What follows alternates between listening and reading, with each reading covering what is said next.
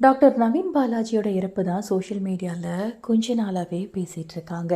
So ஒரு நல்ல மனிதர், ஒரு நல்ல மருத்துவர் அப்படின்னு நிறைய பேருக்கு தெரியும். மாரடைப்பு காரணமாக திடீர்னு இவர் இறந்து போயிட்டாரு. அதை நிறைய பேரால் ஏற்றுக்கவே முடியல. இறக்கிறதுக்கு முன்னாடி கூட தன் மனைவி கிட்ட ஒரு சில தகவல்கள்லாம் சொல்லிட்டு தான் இறந்து போயிருக்காரு. என்ன ஆச்சு, என்ன நடந்தது அப்படின்னு தான் இந்த வீடியோவில் பார்த்து தெரிஞ்சுக்க போகிறோம். ஃபுல்லாக ஸ்கிப் பண்ணாமல் பாருங்கள்.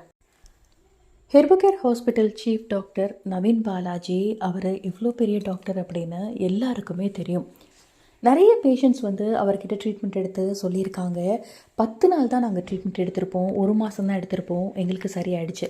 அவர் கொடுக்குற ட்ரீட்மெண்ட்டையும் தாண்டி தன்னம்பிக்கையான வார்த்தைகள் அவர் பேசுவார். அந்த ஒரு வார்த்தைகளில் எங்கள் நோயெல்லாம் சரியாயிடுச்சு அப்படின்னு சொல்லியிருப்பாங்க. அது மட்டும் இல்லாமல் நிறைய வீடியோஸில் பார்த்தீங்க அப்படின்னா ரொம்ப அழகாக அவர் பேசியிருப்பார். எங்கள் லைஃபே அவ்வளோதான், எல்லாமே முடிஞ்சு போச்சு, இனிமேல் நம்ம வாழ்க்கையை தொலைச்சிட்டோம் அப்படின்னு நினச்சிட்டு நாங்கள் அவர்கிட்ட போனோம் ட்ரீட்மெண்ட் எடுக்க.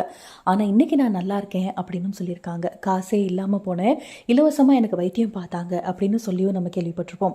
இவ்வளோ ஒரு நல்ல மனிதர் இறந்து போயிருக்காரு. ஆனால் எந்த ஒரு நியூஸ் சேனல்லையுமே இதை பற்றி பெருசாக பேசப்படலை. இருந்தாலும் அவரோட இறப்பு பார்த்திங்க அப்படின்னா அவர் ட்ரீட்மெண்ட் கொடுத்த நிறைய பேருக்கு ரொம்ப பெரிய ஷாக்கிங்கான நியூஸாக தான் இருக்குது.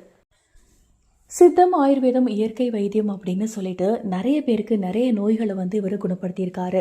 தான் இறக்க போகிறதுக்கு முன்னாடி கூட அன்னைக்கு கூட எல்லா வேலைகளையுமே அவர் தான் பார்த்துருக்காரு.